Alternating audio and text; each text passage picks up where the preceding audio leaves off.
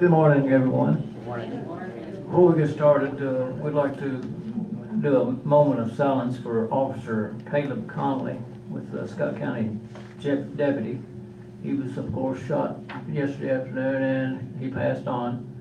So, and if you all say some prayers for his family. I think he has 2 kids and a wife left. So, if we have a moment of silence, please.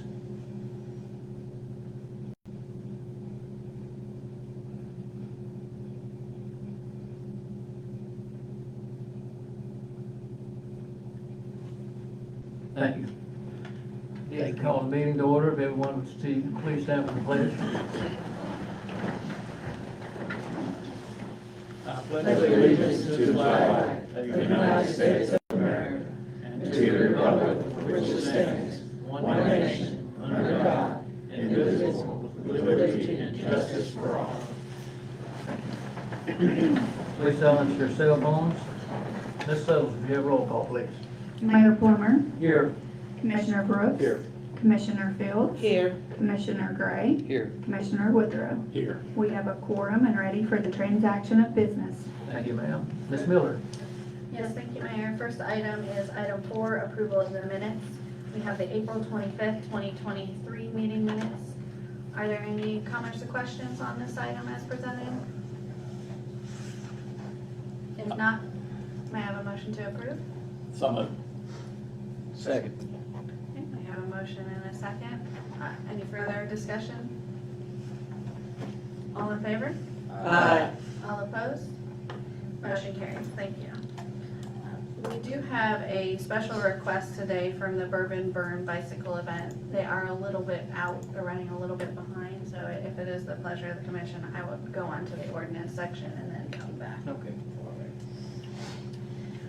This brings us to section 6A, which is the second reading of an ordinance 2023-5 related to the fiscal 23 budget amendment.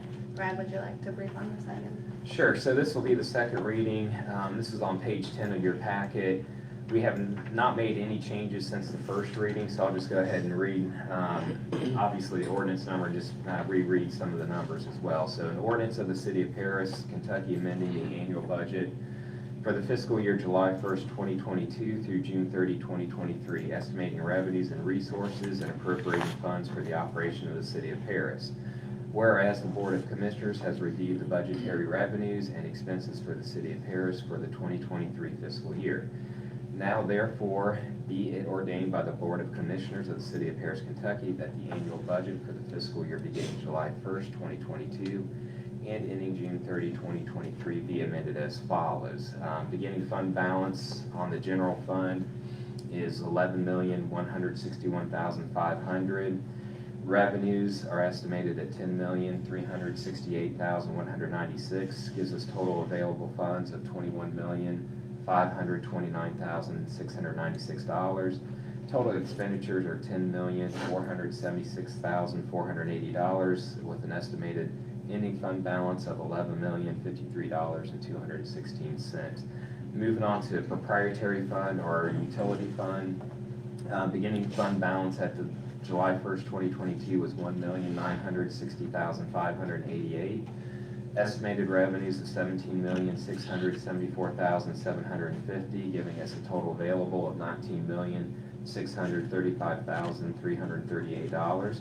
Total expenditures are estimated at $19,174,045, giving us an estimated ending balance of $461,293 at June 30, 2023.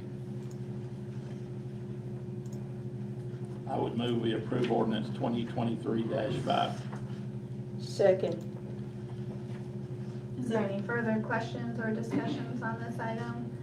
Typically, throughout the year, we make budget amendments to realize any changes in the budget that we see throughout the year. We had a couple of expenses come up throughout the year that we needed to capture in the budget.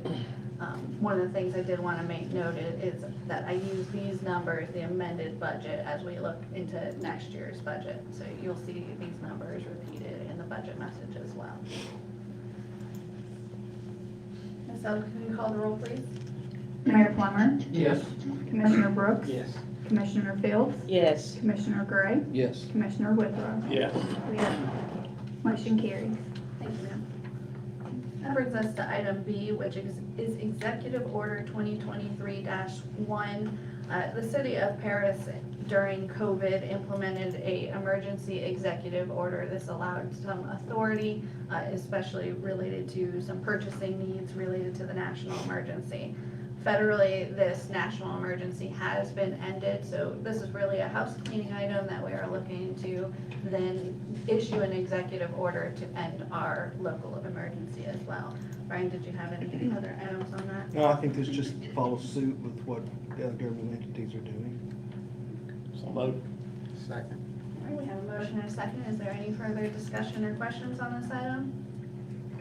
If not, can you please call the roll, please? Commissioner Brooks, Yes. Commissioner Fields, Yes. Commissioner Gray, Yes. Commissioner Withrow, Yes. Mayor Plummer. Yes. Motion carries. Thank you. So I am gonna hop back up to number 5. Mr. Bender is here. He has made some requests to the city and the police department for the Bourbon Burn bicycle event. But Mr. Bender, welcome. Why don't you tell us a little bit about the event? Absolutely. Thank you, Mayor, Commissioners. Apologize for being late. I can blame it on traffic. That would be somewhat accurate. But my 6-month-old daughter woke up as I was walking out the door, and she's already got me wrapped around her finger, so I apologize. You may be familiar with this event. We've been coming through Paris since 2017. So the Bourbon Burn is a 3-day bicycle tour based out of Kentucky Horse Park. It's a bike tour. We visit the distillery, see where it's made and how it's made. And then each evening back at the horse park is where the bourbon festivities take place, the tastings, music, food, that sort of thing. This year, very, very similar to previous years, we'd like to pass through on Friday, September 30th, and visit Hartfield and Company Distillery. Now we expect upwards of 1,000 riders. Only about 700 of those would actually be passing through Paris. And it would be spread out through as early as potentially 8 a.m.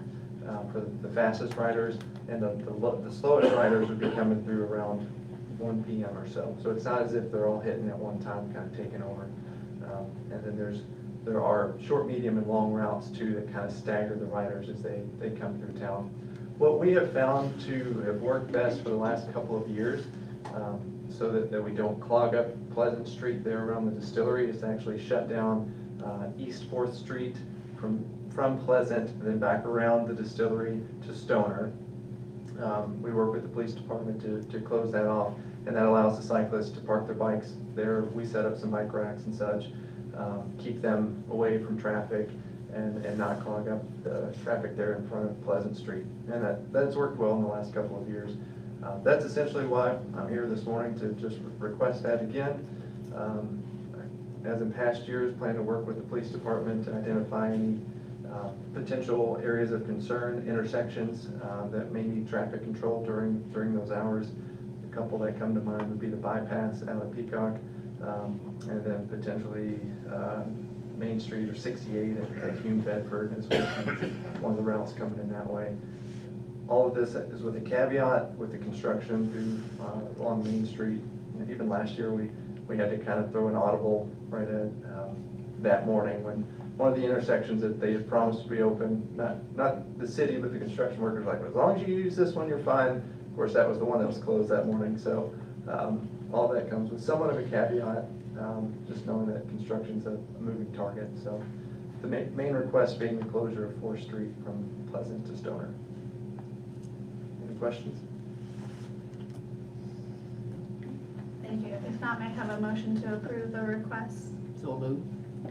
Second? Second. We have a motion and a second. Is there any questions for either, staff has reviewed this. This is obviously subject to obtaining appropriate certificates of insurance, as well as them making in contact with the state that they may need, but we've had those discussions as well. Any questions on this item? No? All in favor? Aye. All opposed? Motion carries. Thank you very much. Thank you for hosting your event. That does bring us to consent agenda. We do have 8 items on the consent agenda. I want to make note that the first 3 items would typically be topics that you would see we would have on regular agenda, things that we would discuss. But these are actually items that have already come before you, have already been voted on, but they needed to be in a different format due to some of the agencies that we're working with, or for our tracking purposes. For example, the Safe Routes to School, that's something that we went through earlier in the year. However, they would like that in resolution format. So these are all items that are really clean up. The utility billing adjustments, there's no changes from what we discussed, and we had 2 meetings where we discussed that. We're just placing that in a municipal order to formalize that. So I wanted to make note, because those were topics that typically you would see not on the consent agenda, to explain why they would be. Are there any items that anyone would like pulled and discussed separately? No? May I have a motion to approve? So moved. We have a motion and a second. Any other discussion or questions? All in favor? Aye. All opposed? Motion carries. That does bring us to our budget message this year. I'm pleased to present the draft budget message. We are required to provide a summary of what the expenses and revenues look like as we head into the next year. From here, we will set the dates to do the first and second reading of the budget. So today is to provide an overview of what is in the proposed draft budget for next fiscal year. And then I would make a recommendation that we do our first and second readings at the regularly scheduled meetings in June. So we are on track to hopefully not have to do any special meetings for the budget. So today I would like to just go through the budget message that has been prepared. We did have some printer issues, so I don't have enough copies for everybody, but this will be made available electronically as well. So to walk through, on the first page, this gives you a summary of 3 major components of the budget that I'd like to highlight. We know that we have the general fund and the utility fund. That is something that we're very familiar with. But one of the things this year is that we have worked hard, staff put a lot of work into developing a capital improvement plan, a CIP document, and that's also attached as well. We're not going to necessarily walk through that CIP document today unless you have any specific questions. It's been provided to you. It's about 40 pages, and Ms. Lydia, if you will flip over to actually the CIP and go to probably page 3 to give an idea. What you can see is each project is accounted for, where there is a description of the project, what the expenses are, how we plan to fund them through revenue, as well as if there's any ongoing costs year over year that we need to consider. So for example, if we're buying an additional vehicle, we need to plan for the fact that each year we're going to have additional expenses related to gas and insurance. So we try not to only focus on those 1-year capital expenses, but any kind of operational expense that needs to be added to it. Our focus this year was a 3-year outlook. We know we have a number of projects on the radar that are going to extend well past the 3-year mark, but we wanted to try to get these capital projects documented and move towards a way that we can see some progress on them. Our capital expenses are our largest expenses. So it is a work in progress, but I am proud of the work that the staff put into trying to be thoughtful about the major needs that they have this year. So these will be placed on the website as well. Along with this, Brad worked hard to upload the capital projects in our ClearGov software. So over the next couple of years, you'll probably see it transition how we present the budget, and the goal is to be able to present it directly from the ClearGov system. It is a software we use to help us with our budgeting tool. It's also available where anybody can, throughout the year, look at where our expenses are and our revenues are. So it's a budget transparency tool that we have on our website as well. So Ms. Lydia, if you don't mind going back to the budget message, and perfect. Did want to highlight that we did bring in KLC this year and did a brief strategic work plan It is still in progress. It's not something that we have adopted formally yet. We don't have that report back, but 3 major themes really emerged as we all discussed through that process. 2 leading ones with the financial sustainability and infrastructure. And then what I'm going to wrap in as quality of life items thereafter. So related to parks and recreation, related to code enforcement, related to planning, all of those items were a close third of areas that we want to focus on. So we kept that in mind as we tried to develop our budget presentation for you all this year. So the next page is a highlight of the capital improvement projects. Again, I have shown you that there is a much in-depth document if you're very interested in some of the projects going on. And I'm going to spend the most time probably on this page as a summary because it is where the majority of our expenses or increase in expenses that you would expect to see this year are. So some of the projects are ongoing. Our budget does include what we would call carryover funding. So because we know we ran into supply chain issues, timing issues, there are a number of expenses that we've already approved this year. That was in this year's budget, the amended budget numbers that we plan to spend this year, but we will not get them delivered into next year. So we tried really hard to capture as many of those as possible. There may be a couple that we find as we go into next year that we missed, but a good example is the trucks for the electric department. We have them carry over into next year's budget. We don't even know if we'll get them next year, but we're continuing to hold that expense so when they do come in, it's available for usage. So the first one on here, Claysville transformer, the same idea. There's some additional refurbishment costs that need to go into this year as a new cost, as a kind of a phase 2 of that project. But we have the cost from this year planned in next year's budget as well. We are expecting that the transformer may come in right at that ending June period. So if it does, I want to reiterate, that doesn't mean the department then gets to spend that double money next year. That carryover cost would fall off. So that carryover is designed just to be funded for those projects we've already funded. So the budget is a moving document, and as we pay for things this year, you may see some change in these numbers before we make it to the second reading. Mentioned the vehicle equipment replacement, that's in the electric department as well as in the collections and distribution department. The wastewater plant improvement design. One of the approaches that we took this year is that there are a number of projects. You guys have done a great job in the past year doing some audits and trying to get our arms wrapped around what all needs to be accomplished.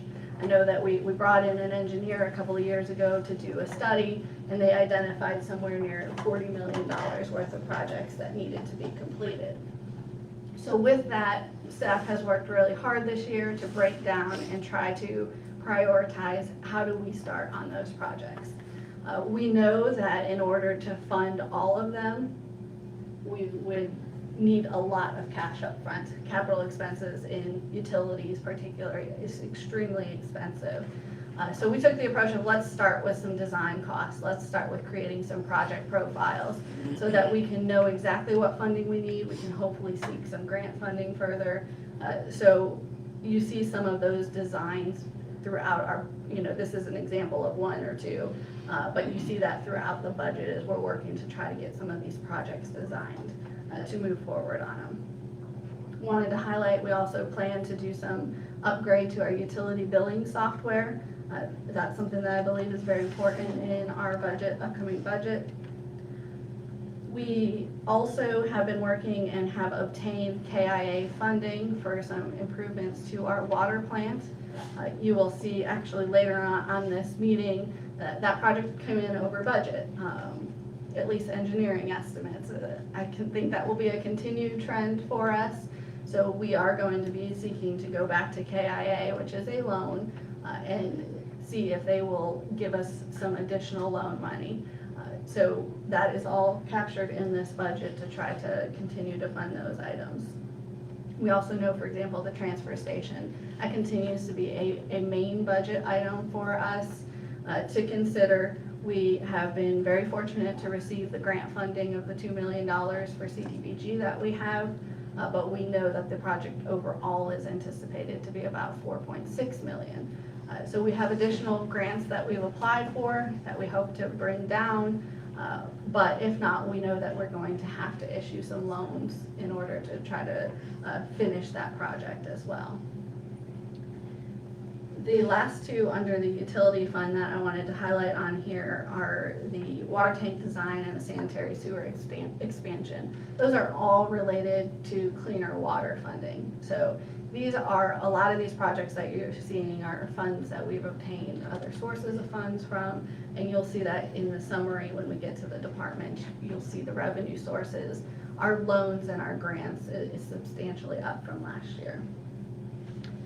Just to highlight a couple of things, we also have a rate study that is projected in this year's budget as well. We are coming off of a 3-year review.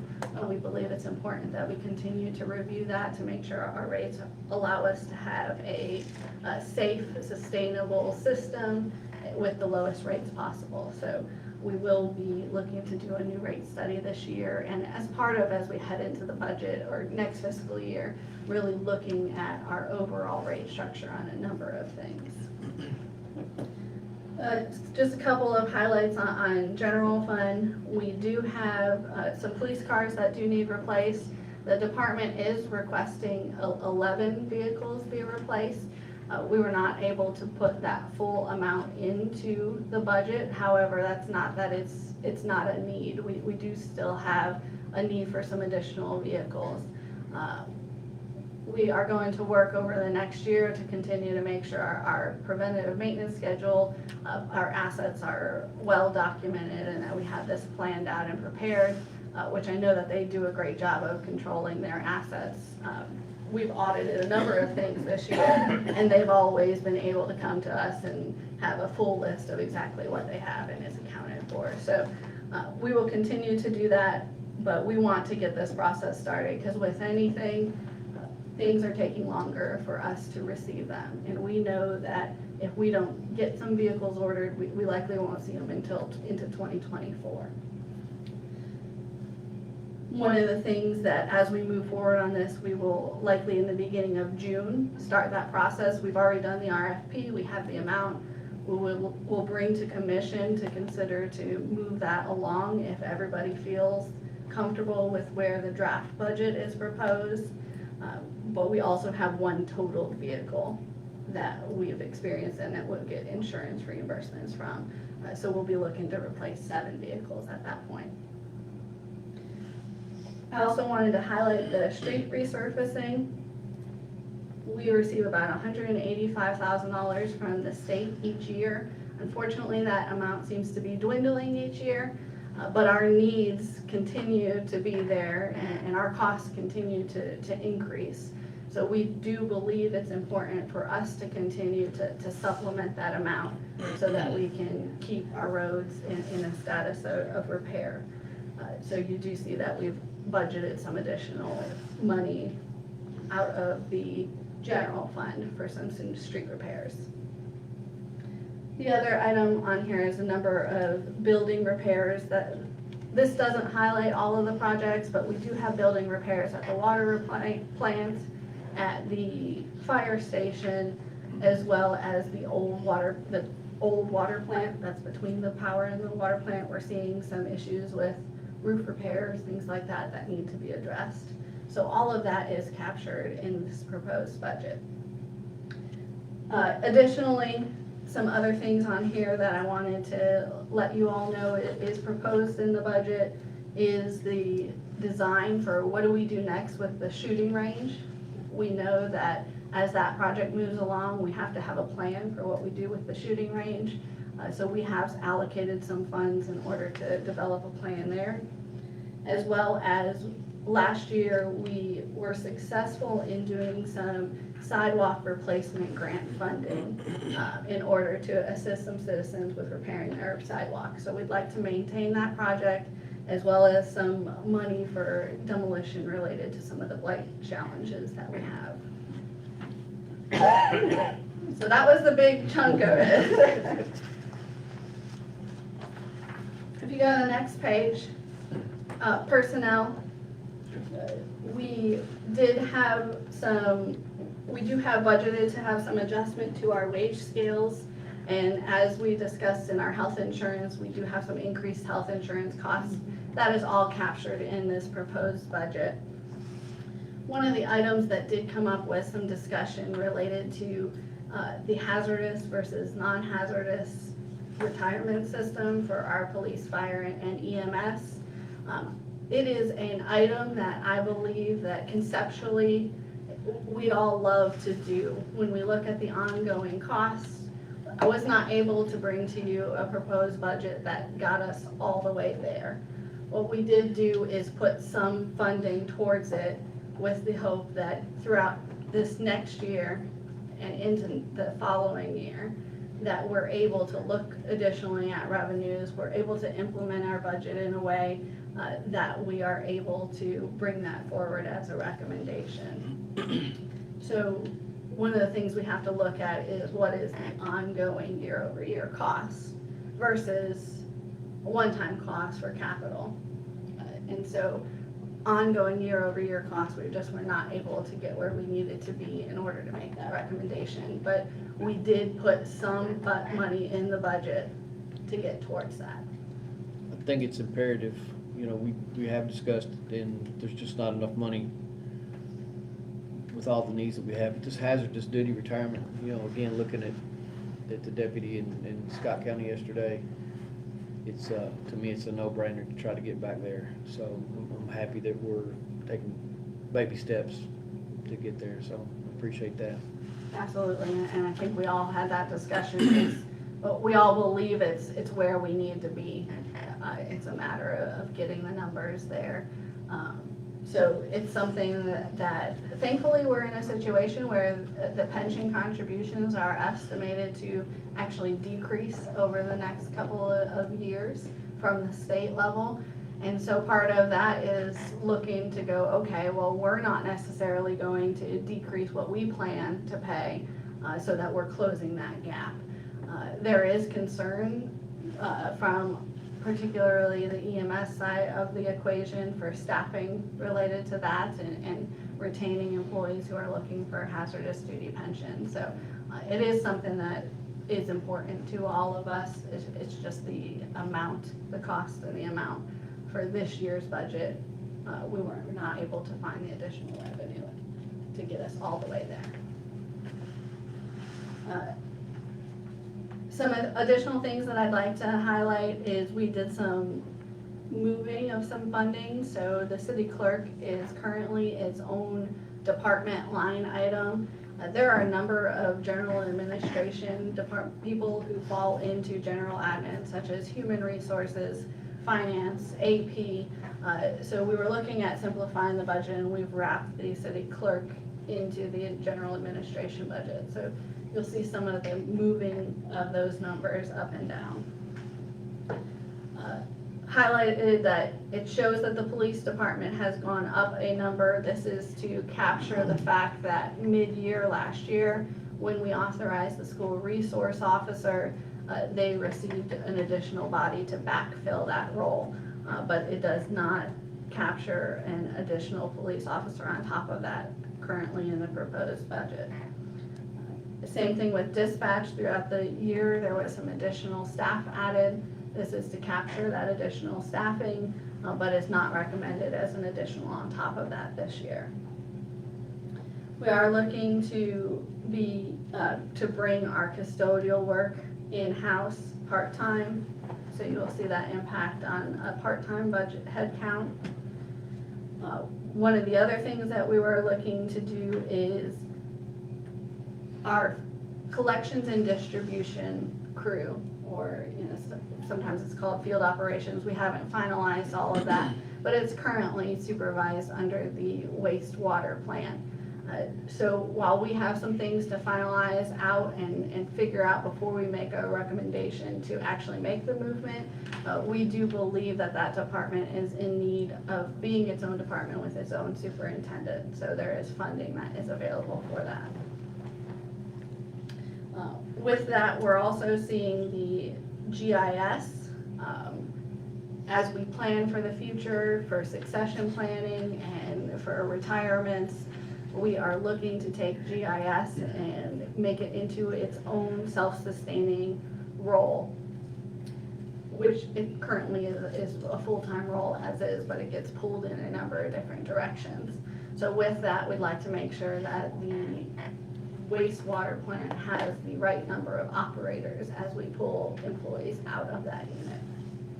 And then the last major change in personnel that's included in this budget is when we discussed with the auditors, they recommended that we provide some additional financial resources. So we do have a proposed position in the budget for a financial coordinator or a junior level accountant to assist with bank reconciliations and some of those financial items that we need some additional assistance with. So if you go to the next page. So this is a page that summarizes the revenues from the amended budget to the proposed budget. Again, we've just talked about a lot of the things that are driving this, so I'm going to hit this very quickly. But one of the things that we looked at is to try to be less conservative with our revenue approaches, but still responsible with them. Because what we want to do is to be able to spend some of those funds on things that have been deferred over the next year. So you are seeing an increase in some of these revenues with not a whole lot of major driver other than trying to get closer in our revenue estimates than actual. Mentioned previously, the carry forward funds and the loan proceeds and the grants, so you can see some of that, particularly the grants and the loan proceeds down in the utility fund. You see those numbers spiking based on some of the projects that we have in line. You want to go to the expenditure page. Want to highlight here, the community partners is aligned. This is an item that we recently had discussions just yesterday with the fiscal court. They've made some proposed changes to their lines. So this may be an item that you'll see potential changes in as we finalize the budget. So these are all draft numbers, but that is one that I want to call out. May have some additional changes, and the focus on that one is how the salary lines were put in those departments, so there may be some changes there.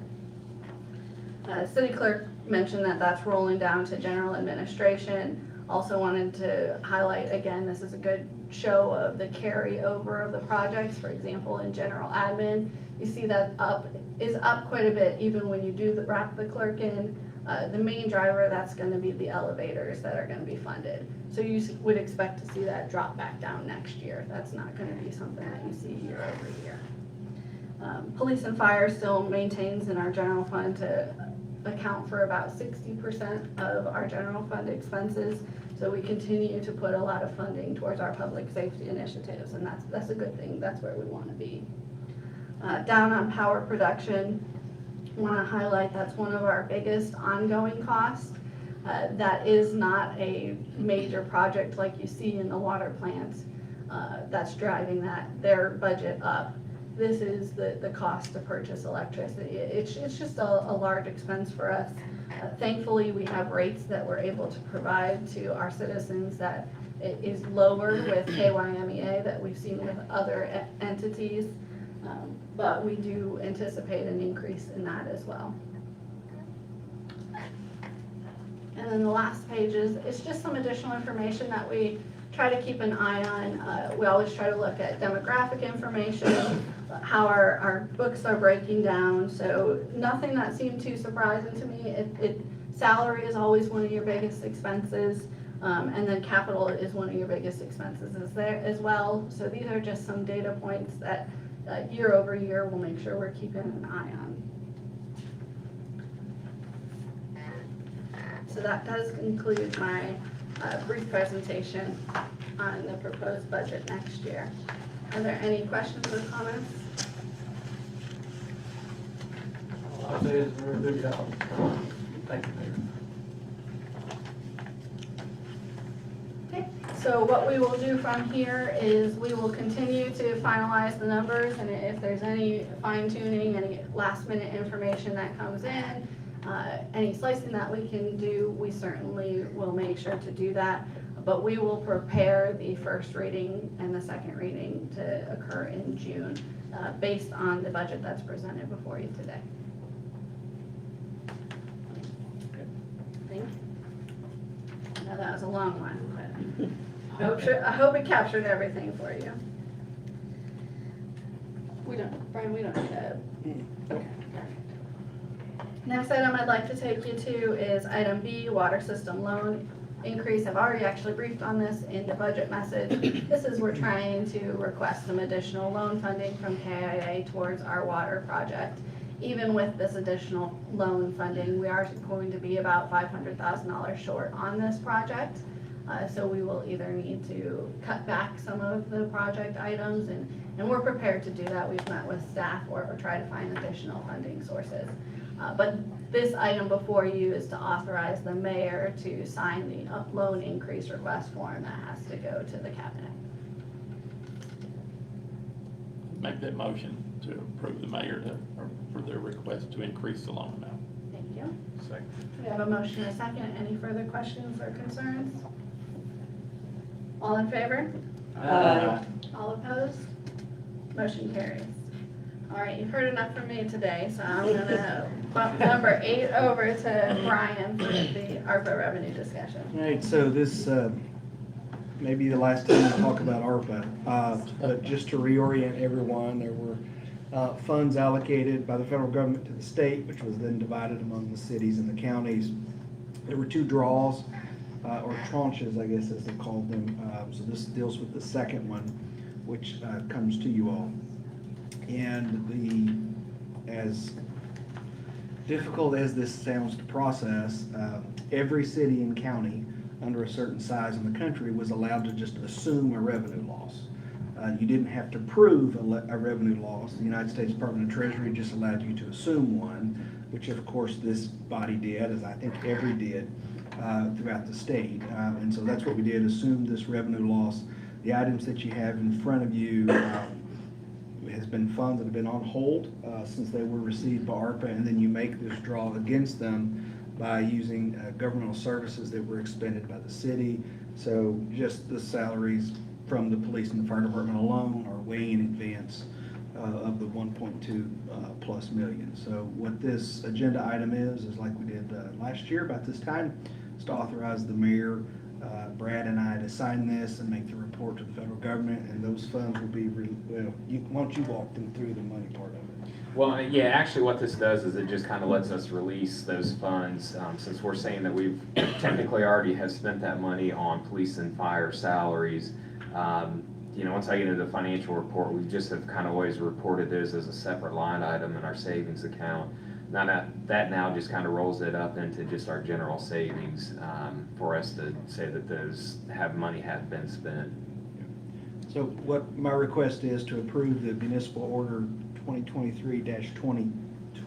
Let me try that again. 2023-22, which approves the expenditure draw dated for today, and so the mayor can sign the municipal order, and then the mayor and I will sign expenditure approval number 2. So moved. Second. We have a motion and a second. Are there any questions or comments on this item? Hearing none. Stephanie, could you call the roll? Commissioner Fields, Yes. Commissioner Gray, Yes. Commissioner Withrow, Yes. Mayor Plummer, Yes. Commissioner Brooks. Yes. Motion carries. That brings us to our April financials. Brad? All right, thank you. On page 50, you'll see our cash balances for the general fund. Operating at the end of April was right around $1,031,000. As we just discussed, our savings is now at $9.3 million or $9.4 million, with rolling up the ARPA funds into that. I have added over the last couple months, actually I think just starting with this month, the OIPA oh gosh, I can't even say that, opioid savings or settlements, to 62,729 as a separate line item, so we'll keep that there separate. And our understanding is, as long as we don't spend that money, technically at this point in time, we don't have to submit any reports on that. So obviously, if we see that money going down, we'll have some reports and things that get submitted as well. So, and our restricted funds were at 94,000, gives us a total cash balance of 10,539,125. Obviously up some from last, not to say some, but up about $1.3 million from last year, and still kind of maintaining our balances from the last couple months as well. Moving on to page 51 and 52, kind of our summarized formats for our revenues and expenditures. On page 52, our actual revenues right now are at $10,251,045. Our expenditures are at $8,421,973, leaving us with revenues over expenditures by $1,829,000. I have not put in the new amended budgets yet, so that's going to change, obviously, the modified budget column, and then actually that will also end up changing our projections as well too. But on our projection at this point in time, and obviously I will just caution to say that it is still fluid, because as I get into May, we'll probably be able to finalize these numbers as well too. But we have revenues over expenditures of 1.3 million. I do anticipate that number will probably go down some once we get the modified budgets kind of in there and get things updated. But I do want to kind of point out a couple numbers on some of the reports that I've provided after this. Our main revenue categories are the taxes, line 101, occupational license, and then insurance license fee and business net profits. These numbers are all kind of based on a trailing 12-month that are on the subsequent pages for you. Did want to point out, I know most of these we are kind of over budget on. Like I said, that will be subject to change for next month, but our insurance fees are under budget at this point in time. I've had a chance just to kind of look real quick. Oh, page 51.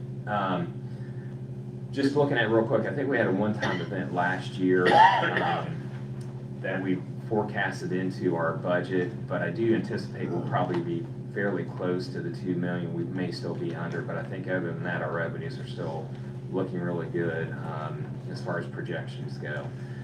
And then, I don't want to go too much into the next couple of pages, but starting with page 53 is those trailing 12-month schedules for you, where I try to do our estimates on our projections. The very first one that we have there is all three of those categories kind of summarized up, just so you can see how everything hits on a monthly basis. And then right below that as well too, I've got kind of like the monthly totals. So for March, February, and January, trying to keep those totals down in there so we can see how we're trending with backing those out, rolling it forward month by month as well too. So we are kind of staying on an upward trajectory on our revenues and everything. So we're kind of hoping that continues. I think, we'll start seeing probably something September through December as far as how the economy may react to all these interest rates and some of the other things that have been going on. Hopefully it's not too big of a shock, or hopefully we just kind of stay even as what we've been trending over the last couple of years. Moving on to page 56 is our utility fund. Our total operating funds at the end of April were 1.1 million. And then our restricted funds were right around 1.9 million. The main thing I wanted to point out in our restricted funds, our savings, our construction funds, we did take a little dip between March and April, but that was to pay for the gravity sewer emergency repairs out on Houston Creek. So good that we have been building up this balance over the last 8 months. And I know, just kind of looking where our cash balance is, as we're heading in towards the end of May, that we should be able to put a lot of that kind of back into our savings account coming into this month. And then moving on to page 57, once again, our actual revenues were at 9,432,000. Our expenditures are at 8.6 million, leaves us revenues over expenditures at 872,821. Obviously, you can see some of our projections on our expenditures are kind of chipping away at that by the end of June, to where we have revenues are exceeding our revenues are exceeding our expenditures by just right around 130,000 as far as projected goes. And then page 58 also just kind of has our projections on the revenues compared to prior year, and then also what we were looking for with the revised utility rates and stuff that were approved a couple years ago. So all in all, I think we're still seeing that positive trend in the utility fund. We can see it, number one, in revenues, and then two, seeing it in our cash balances as well too, kind of seeing that trend continue to build that up. And then starting on page 59, you'll have all the detailed reports from the general ledger software for you guys as far as reviewing the detailed line items.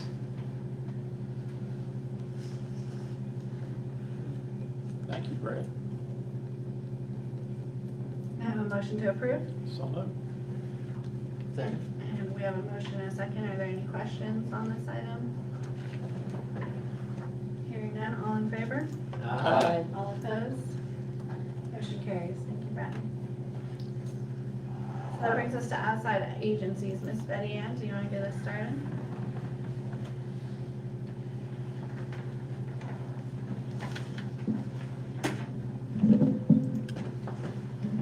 Good morning. Good morning. To start off with, just to let you all know, before long on WTVQ, you will be seeing a new commercial that we filmed. And this one was a really fun one to film. When we do our commercials, we try to be sure that these commercials evoke some kind of a feeling that makes you want to come to Paris in Bourbon County. So this time, the theme somewhat was our doors are always open. And we went around to small businesses, we went to the library, we went to the museum, and literally everybody's just opening their door and waving, come to Paris. So it's just a real good feeling commercial, and we look forward to that coming up very soon. The first Fridays are coming up. June 2nd is the very first one. We've already got Canoneros is sponsoring Encore, the band, and several food trucks.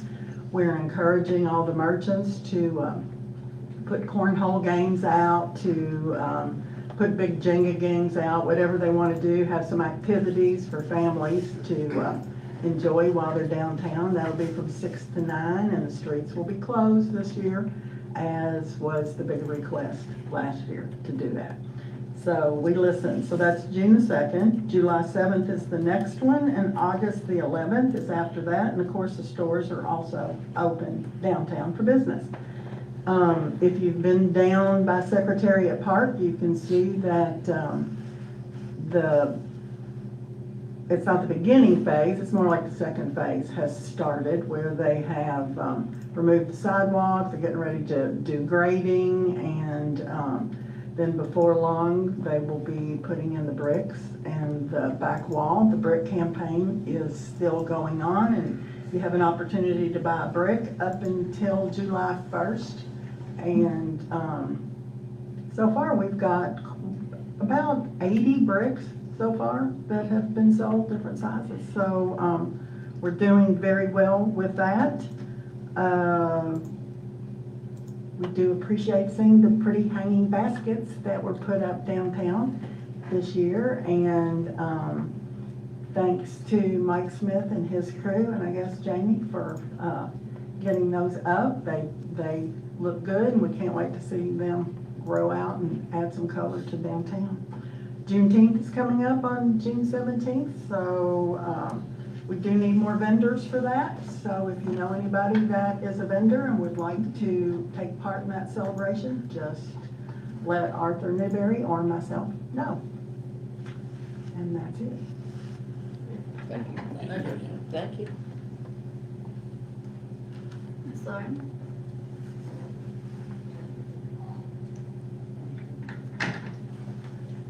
Hello.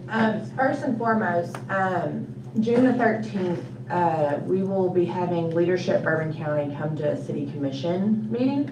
So I just want to make you guys aware of that you'll be having some company at city commission. We think it's an important part for them to see an actual city commission meeting live instead of just kind of explaining how it happens, because a lot of people don't get that opportunity. So you all will have some company June the 13th at your city commission meeting. Secondly, my golf scramble is June the 9th. Anybody interested in participating, please let me know. That's coming up very quickly. August the 31st, you can go ahead and write this on your calendar, is the Chamber Gala. So that's the next big thing that we have coming up on our schedule. And then until November, we're going to be working very, very heavily on the Legends of Bourbon County Festival that is going to correspond with the unveiling of the Secretariat Park. That is a big undertaking that we're going to be doing that consists of several different events throughout the weekend. It's going to be the 10th, 11th, and 12th of that weekend. So I'll be coming forward to you guys, I would say in the next month, with requests on various usage of various parking lots, street closures. It's a big undertaking. So I just want to make you all aware of that as well. I'll be getting the website out for that very soon also. So that's all I have right now. Any questions? All right, thank you. Thanks. Sandra? Good morning, everyone. Good morning. I want to give you two updates. The first one on the Joint Code Enforcement Board. So first, thank you to you all for doing the second reading and making appointments to the board. Wanted to update you on where the other jurisdictions are. So the fiscal court has done their second reading as well.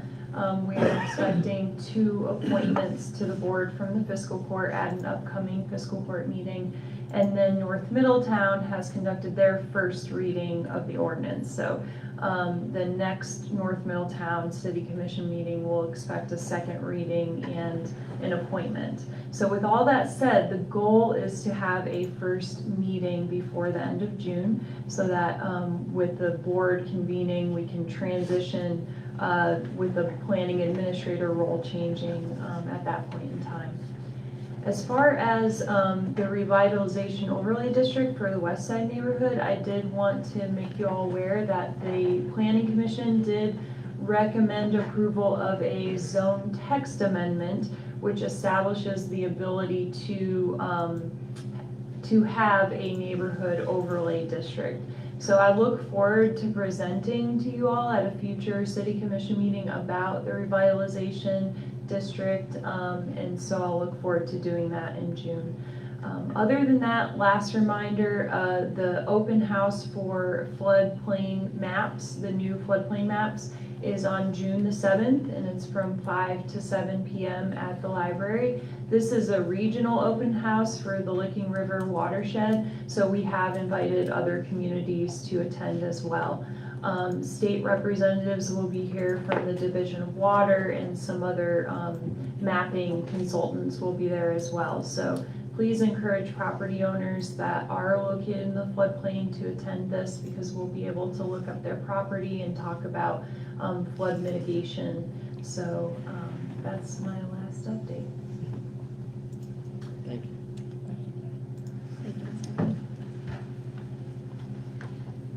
Are there any staff members who have any updates?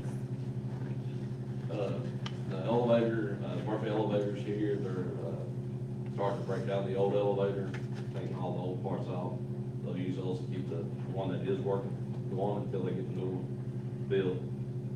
Kim Burns is working on finalizing the plans for the transfer station. It's down to small details. I've been on the phone with them for 4 or 5 hours at a time. But we're still planning on it to be put out to bid first, second week of next month. And we've started cleaning up at the transfer station. We've had the scrap metals being hauled off and getting rid of. So more things will start disappearing, cleaning up the side a lot more.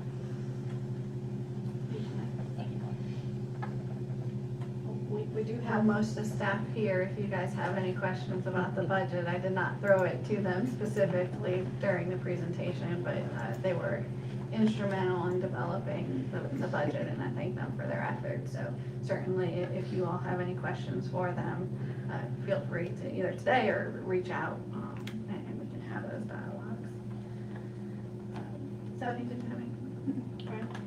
have any? Just as a reminder to everyone here and watching the Bourbon County Educational Funds interviews, we've scheduled for June 7, 8, 12, and 13. It's what many of us call the Boys Fund and the Girls Fund. A very unique scholarship opportunity that we have in this community. So if you reside in the county or you graduate from a high school in the county, you're eligible for the scholarship. And so we encourage everyone. You can either get an application at Judge Williams' office or just contact me.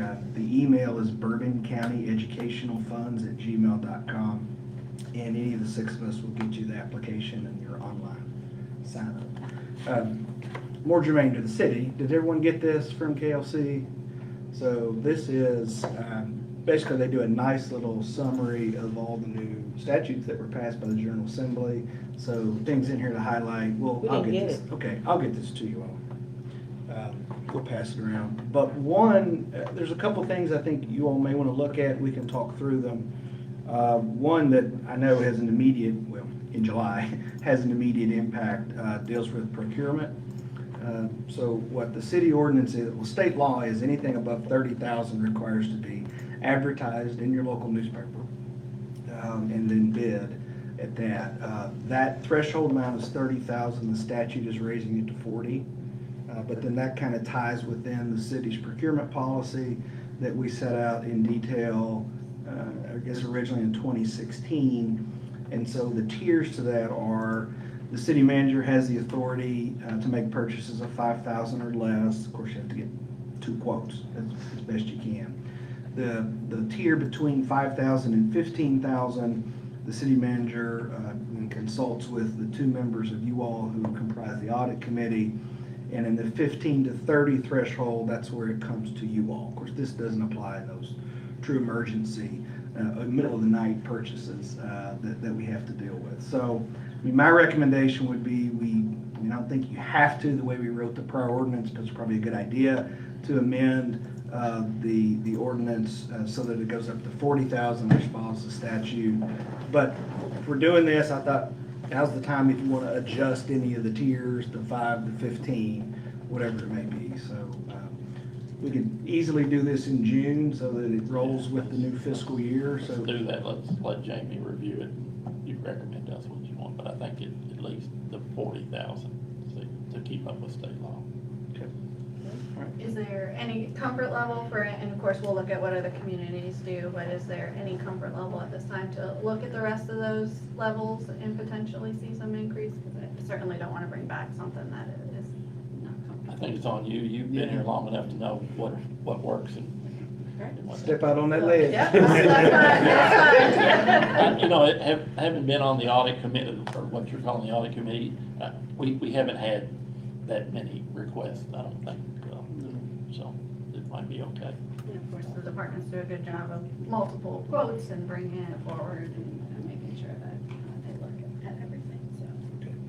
We'll prepare that for next time. That's all I have. I don't have. Just 2 things for me really quick. One of the items is we've been having some additional discussions with KYMEA.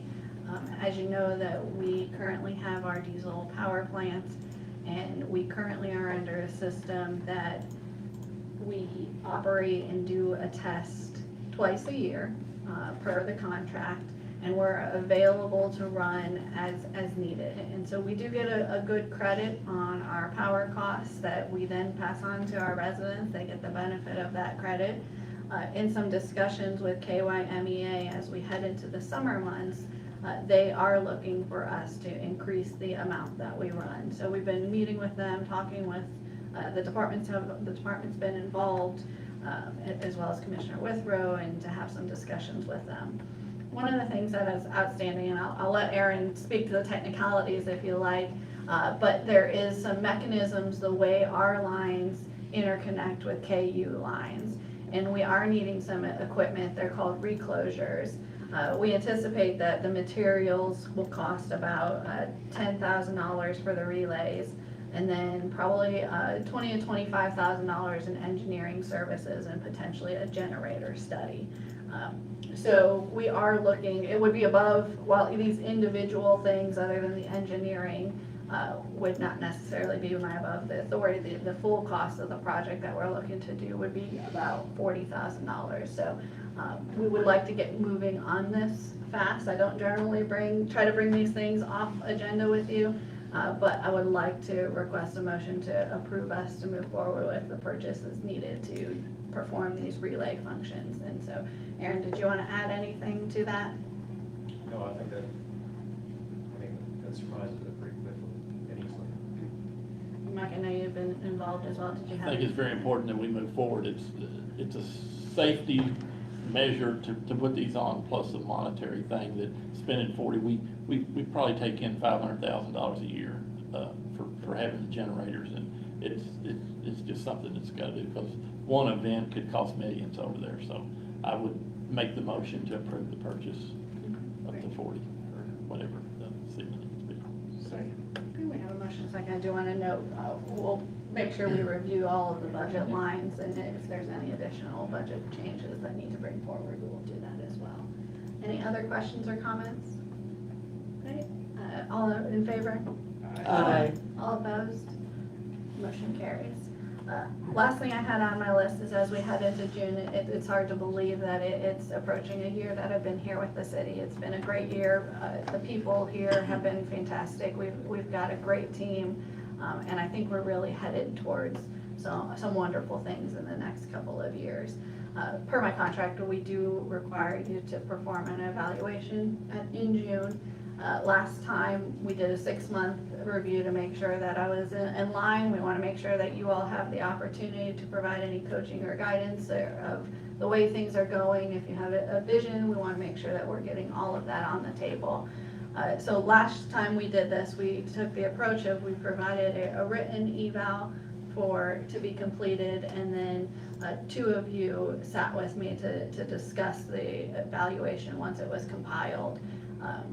I'm comfortable with that process, or we can take another process, but I wanted to get that on the radar that as we head into June, that's something that we'll need to get accomplished. Open to if you guys want to take the approach of 2 of you, if whatever 2 of you do decide that you would like to do that, I have no preference there. I'm comfortable with whatever. Brian, I didn't know if you wanted to add anything there. Sure, I think in the future, we're gonna see some applicable changes in executive sessions, that this can all be done as a group, but we're probably not gonna be there yet if the time this comes up in June. So I think, Wallace, didn't you take the lead last time? I don't know if that I will means you're take the exempt this time, or you have to do it again. I'll leave it up to you all to So, decide. I don't mind, I'll take the, I just need somebody else to, and then I guess you all get set out the survey or the evaluation. We'll send out the evaluation. We do not have an HR person at this time, and the good news is we've approved to hire a new HR person, so we're moving in the right direction there. But typically we get your responses compiled, and they're compiled in a way where I receive a report summarizing everybody's comments together. So we will identify the staff member that we will ask you to send those to, and that way you have who's going to be points on compiling that. Great, Very good. thank you. Nothing else from me today. I just want to say, with the death of Officer Conley, it makes me stop and think. We watch television all the time, everything's going on. I just want to express my appreciation to all emergency responders. Every time you go out, there's a possibility you might not go home. So I really do want you all to know that I do appreciate you being out on the streets and just taking care of the city, make this a safe place to live, and I appreciate it. We all do. I'm good. I have a couple of things. I had about 3 phone calls this week of people trying to reach different people in our various departments.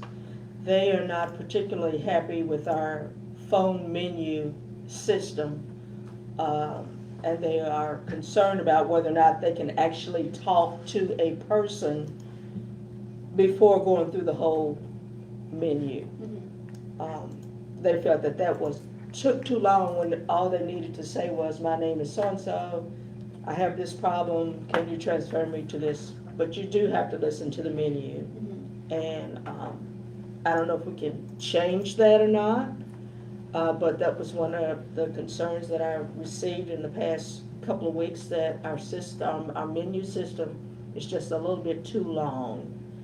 So that may be something that you may want to look into. I don't know if we can change it or not. I don't know if we want that to be a responsibility of the people who are at the front desk out there, or how to handle it at this point. So I just don't know. Sure, we do have an operator line that does go to Miss Lydia, and we can definitely continue to evaluate that. We recently made some tweaks, but it's been a couple of months now, so recent is a relative term. But if the menu is too long, we can continue to assess that. One of the things we do is we only have so many ports that we can use, and so in an effort to try to get them in the right place, try to provide them those different options. So as we truncate those, we may find that once they get somewhere, they still have to be transferred again. And so we're trying to reduce the bounce around for people, but we're always willing to continue to look at that. One of the things is our phone system, the way it's currently set up, it is antiquated, it is not supported anymore. We do have to make a lot of our changes in-house or contract out to have somebody come in. We've asked for some budgetary costs of upgrading that phone. Did not receive a response in time for this budget system, but we will continue to look to see if there's any truncating. But there is an operator line if they press. But they have to understand that they will likely be transferred once they get to that line. The goal is to try to get them in the right place. I think the sheet that we have put out a couple of times about the different departments and their extensions has helped some people, but some people want to hear a human voice, and that's what they want. So, my second question is, where are we when it comes to the bids for the transfer station? They are scheduled to be published in June, pardon me. They are scheduled to be published in June. So early to mid-June is the target date. Mike was indicating they are finalizing some small items that we're hoping to see it very early in June, but we are on schedule with that. Okay. The last thing is there a possibility that we can get someone from the Parks and Recreation Board to kind of come and make a report to us as our other outside agencies do? They don't have to come twice a month, but somebody from the Parks and Recreation Board to give us a heads up about what they are doing and if there's any way that we can help or whatever. Sure, I think that would be very beneficial. I'll reach out to the board and I see think who'd like Mr. to Hoffman is nominate. the chair. Okay. Absolutely. That's all I have. Thank you. Haven't talked to you lately about the flood properties. The FEMA, yeah, I'm waiting for their approval. I can't I can't speak, and I Right. forgot the lady's name that I've reached out to. I haven't been able to talk to her. There's been. Esther White. Yeah, Esther White, there you go. Phil, everybody, She's pretty busy else seeing, with we've, the things in western Kentucky and floods and. You look like you're not surprised that Yeah, I'm having trouble. she's really good, but she stays really busy. Okay. I'd had a resident contact me about a flood property next to them that they were kind of taken care of. I guess we do the mowing on those properties, the city? Yes. And they were doing the upkeep as far as trash and just keeping the lot next to them. So they were like, is this something we can look at being ours? Since nobody can build, nobody can do anything there, that we could take care of and we can mow. I saw it as a win-win. Absolutely. We're saving gas and manpower, not mowing, and then they've got a lot that they can't build on, that they simply just want to take care of and keep their own property value, where it is or better. So that's what we were talking about. I think you're right. I think it was a great idea because nobody's going to take better care of it than the neighbor's going to. Okay. So it may be looking at, I'm guessing what FEMA's gonna tell us, is we could do a lease instead of a straight up deed, Okay, which serves the same purpose, right? right, right. Yeah. Okay, and, Mike, have we heard anything on our bypass and Cypress Street light? I have not gotten no word back from the state yet. Okay. Is there anything else we need to do? Need to contact Senator Can you West send or? an email, yeah, the governor, somebody? Yeah. I mean, I've sent a couple emails, I'm not getting no response back, it's difficult, it's a long process, We can just stay on it.